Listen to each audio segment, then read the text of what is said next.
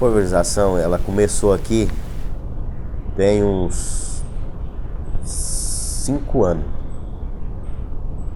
Que foi quando nós mudou pra cá, que aqui essa fazenda de frente do meu lote era invernada, não tinha.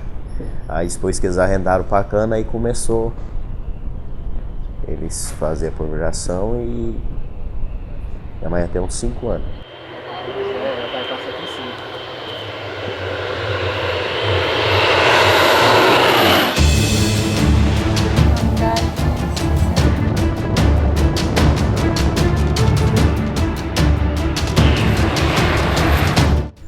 Eu me sinto assim, um cara que não tenho jeito. Se eu planto, eu perco. Então a minha sensação é ficar parado. Porque desde quando planta, perde. E não tem condições. Nós plantar e depois não ter produção, sempre a gente vai sempre só gastando e não tem renda. Então eu me sinto assim, uma pessoa parado. Grandes produtores, que nem a usina da cana, é só a cana, né? E não é só o bicho caseira. Porque aqui atinge também, que nem tem nascente aqui perto. A gente bebe água aqui da nascente. É peixe, é fruta, é verdura. Tudo isso atinge, não é só o bicho caseira. Eu plantei 1,5 alqueire de mandioca. Eu plantei 4.700 pés de eucalipto. Então, quando o eucalipto estava saindo, eles vinham, passavam o veneno, amadurecia tudo. O eucalipto atrasava, não saía. Eu procurava eles, mas eles nunca deu ligança. E a mandioca, ela queimou a ponta e descia no cerne até na raiz. Eu também não tive produção nenhuma. Eu colhi, mandei para a fecundaria, mas eles falaram que era perdida, não tinha como uma mandioca daquela ter renda, por causa do veneno. A gente vê o mapa de potencial agrícola, né, inclusive é publicado pela Secretaria de Estado da Agricultura. Você olha o mapa e eles entendem que essa região do Pontal inteira ela é adequada, ela tem um potencial para o uso agrícola, né? Então, um documento oficial da Secretaria aponta, não, essa é uma área que pode ser usada para a agricultura, né? O que a gente vem questionando é, bom, que tipo de agricultura que é viável, que é adequada nessa região que nós estamos, né? Então, nos preocupa bastante. Você tem a expansão canavieira, né, por essa região e cercando esses assentamentos, onde você tem né, milhares de famílias, né, morando hoje no campo, no meio rural aqui do Pontal. A maioria desses assentamentos, dessas famílias, estão, vamos dizer assim, usar uma palavra mais coloquial, mais simples, essas famílias estão engolidas pela cana. O que quer dizer isso? Os seus lotes, as suas terras, esses assentamentos, eles estão divisados, né? Eles são lindeiros da cana-de-açúcar. Então a cana-de-açúcar está praticamente na cozinha de vários assentamentos. Nós temos duas situações com relação à pulverização aérea, né? Então existe esse termo técnico deriva. O que é a deriva? É uma parte do agrotóxico que sai da área em que ele deveria estar sendo aplicado e vai atingir as áreas circunvizinhas ao cultivo que está sendo alvo dessa pulverização aérea. Então existe esse termo técnico, deriva. E nós temos então duas situações. Uma, há na legislação brasileira toda uma série de regulação de como, quando e onde a pulverização pode ser executada. E a gente não tem uma fiscalização quanto a isso. Então há uma determinação em termos de temperatura, de umidade relativa do ar e de condição dos ventos que deve ser respeitada para a pulverização e que não é respeitada. Então esse é um aspecto. Um outro aspecto, há uma distância determinada na legislação que deve ser respeitada em relação a casas, ou seja, onde tem população, onde tem moradia, aos corpos d'água, os rios, portanto, então isso deveria ser respeitado, mas o que a gente vê na prática é que não é respeitado e a gente não tem fiscalização nesse sentido. Uma metodologia que a gente chama assim bastante criminosa primeiro em relação ao ambiente, porque você vai poluir muito mais o ar, porque o avião ele vai ficar a 4, 5 metros longe da plantação, né? 4, 5 metros. Então a probabilidade do vento levar é maior, né? Outras que você tem agrotóxicos, que a gente chama assim, bastante estáveis, né? Que ele vai a quilômetros, né? Como por exemplo, vou citar um, que é o herbicida, o Tordon, né? Que é a base de 2,4-D, né? Ele anda quilômetros e quilômetros no ar, né? Ele é mais leve e persistente, né? Eles pegam o documento que eles marcam a velocidade do vento, aí o que acontece? O vento cai a 2 por hora, aí ele registra aquilo ali. Aí o avião, ó, liberado, o vento está parado. O avião levanta, daí 2 minutos, 5 minutos, o vento vem a 30 por hora. Aí o que acontece? Ele cai com a veneno para cima, que ele não vai voltar para lá. Ele não vai parar para lá, não dá para passar que está ventando, ele vai meter veneno. É onde dá o prejuízo. Todos os meses a gente perde de 800 a R$1.000. Todos os meses. E então por que a senhora insiste e continua no bicho da seda? Porque a gente tem esperança, né? Sei lá, do governo, o dono da usina, o Ministério Público, o meio ambiente, fazer alguma coisa. Porque você já pensou, se a gente parar, porque também pelo bicho da seda, que você vê mais essa pulverização prejudicar, porque eles são muito sensíveis. Então, se nós não, o criador do bicho da seda, não fosse ir atrás de tudo isso aí, você não tinha nem fruta massa, não tinha mais nada. Hoje uma cama de bichinho que você perde dá mais de R$1.000 de prejuízo. Porque aí varia, os preços sempre variam de acordo com o dólar. Hoje no preço que está, vai dar uma cama, vai dar de 1.200. Eu ponho de R$1.000 acima. Eu já tive várias percas. Perca total, às vezes perca que perdeu um pouco. O eucalipto, eu entrei no banco. Eu fui lá, o banco me arrumou 6 mil para mim plantar um alqueire. Eu plantei, mas só que o eucalipto a gente plantou para na colheita pagar o banco. Mas essa colheita, o que eu esperava, ela não chegou. Porque sempre eu plantei, mas nunca aconteceu nada. Nunca perdi nada, mas depois que eles começaram a passar o veneno, aí foi que abacate queimava o olho, pé de jaca amarelava, a mandioca apodrecia. Então, antes eu não tinha esse problema. A chuva, ela veio na época certa, eu controlei o mato, não teve problema nenhum do tempo, só foi o veneno que eles pulverizaram aqui. Passaram até riba da minha casa, manobrou tudo aqui em cima.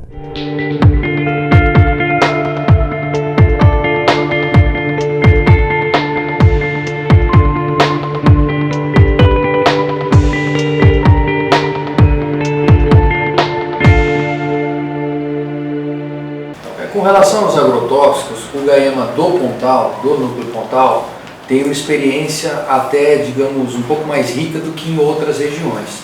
Porque nós vivenciamos essa chegada, digamos, um pouco tardia da cana-de-açúcar, e então parece que o impacto aqui foi mais sentido ainda do que em outras regiões que já historicamente conviviam com isso.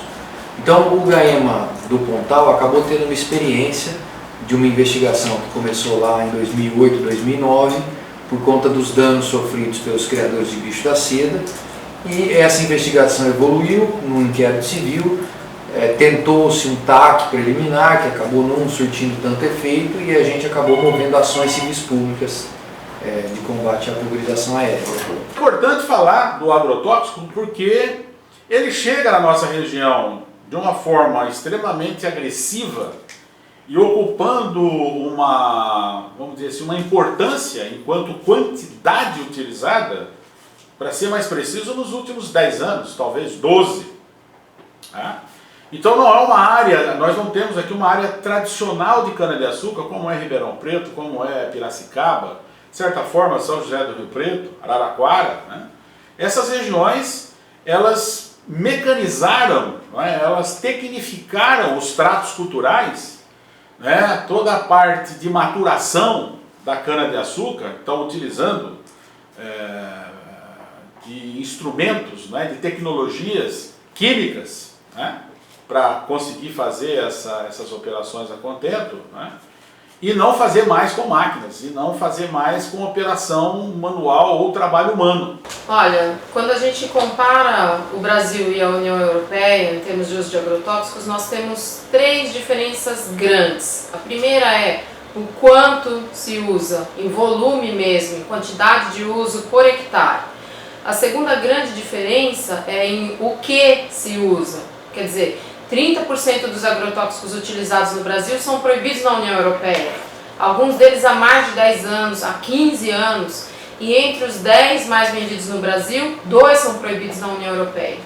E a terceira grande diferença diz respeito ao como se usa. Então, no Brasil, a gente tem uma prática muito grande, disseminada, de uso de pulverização aérea, da técnica de utilização de agrotóxicos através da pulverização aérea, através do uso de aviões, aeronaves de uso agrícola que dispersam esses produtos sobre as lavouras. E na União Europeia isso é proibido desde 2009. Então nós temos grandes assimetrias. Fomos dentro da usina lá, com os diretores deles lá, com o pessoal que cuida dessa área aí, que é o Claudinei. Ele, outro responsável, o advogado dele, fizemos uma reunião lá dentro. Mas eles querem laudo. Eles querem laudo. Nós não vamos fazer um laudo. Foi feito um laudo da perícia de Pirapó, mas não custou nada. Porque a quantidade é muito pouca. Muito pouco. Ele não prejudica a gente, prejudica o animal, não prejudica nada. Mas o bicho da seda sempre. Come e vai morrendo e não fecha o casulo. Ele tem chega na última fase, que é do bosqueamento, aí ele não consegue fechar o casulo. Aí você tem a perda total. O grande número de denúncias que nós recebemos dizem respeito a danos sofridos por criadores de bicho da seda. Especialmente porque o bicho da seda é uma cultura muito sensível, então funciona como um indicador biológico da presença de um elemento desse. Evidentemente que esses produtos perigosos acabam atingindo outras metas, outros alvos, mas as pessoas às vezes não percebem, né? Não chega ao ponto de eliminar, de prejudicar tanto uma cultura, e isso passa despercebido, o que é muito perigoso porque acaba chegando ao consumidor, acaba chegando à saúde humana. Mas o grande número de denúncias que nós tivemos foi com relação aos criadores de bicho da seda. Isso aqui já parou, nem fechou o casulo. Esse daqui ainda está trabalhando, mas já está parando também. Pequenos produtores, a gente já teve caso na região, né, de pequenos produtores de seda, né, de bicho da seda, que tiveram toda a população de bicho da seda dizimada, né, da sua forma de produção, né, em função de uma pulverização, né, cuja deriva, né, pelo vento afetou as amoreiras, as folhas, né, e os bichos, todos eles são muito frágeis, eles têm uma fragilidade muito grande a qualquer variação ambiental, né, ou qualquer variação no alimento, né, e aí então você tem problemas, né, sérios, né, econômicos e sociais que derivam disso, além dos ecológicos, né.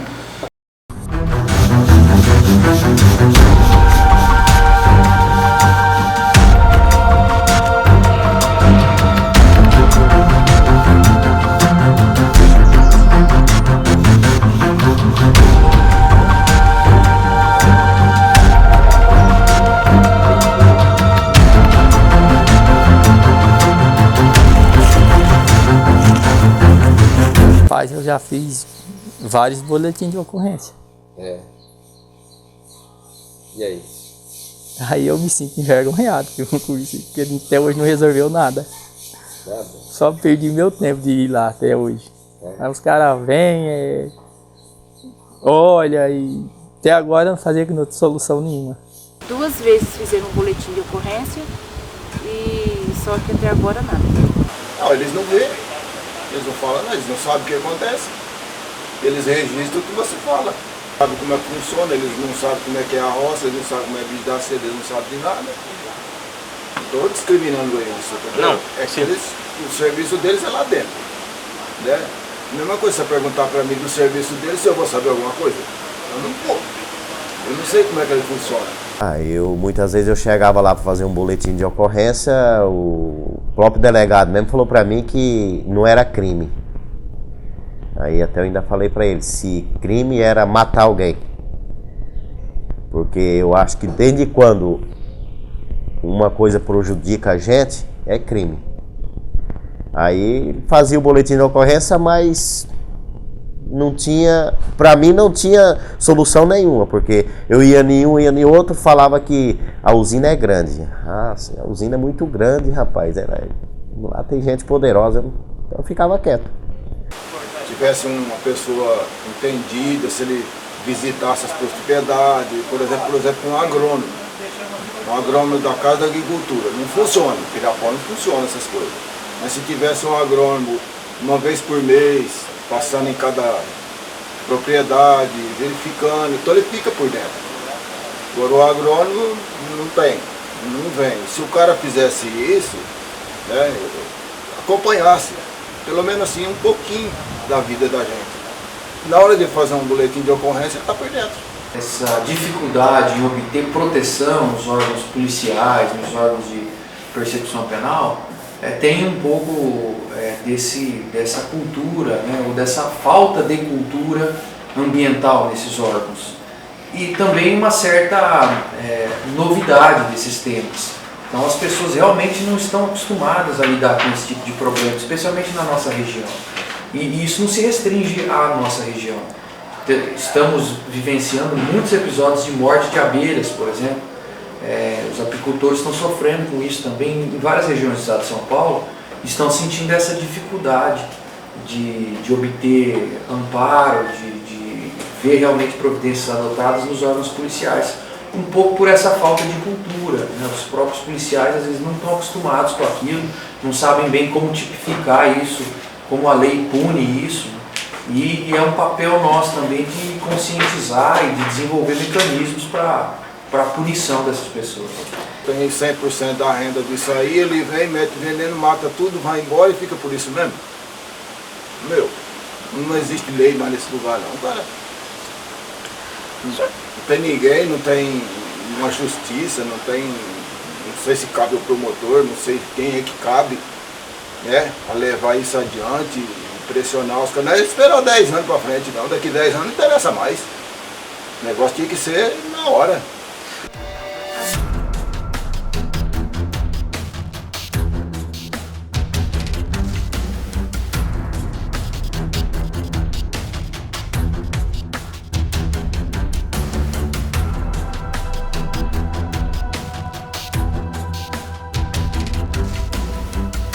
E aí a gente aí se pergunta que tem alguma norma, alguma lei em relação à pulverização aérea e pulverização terrestre, né?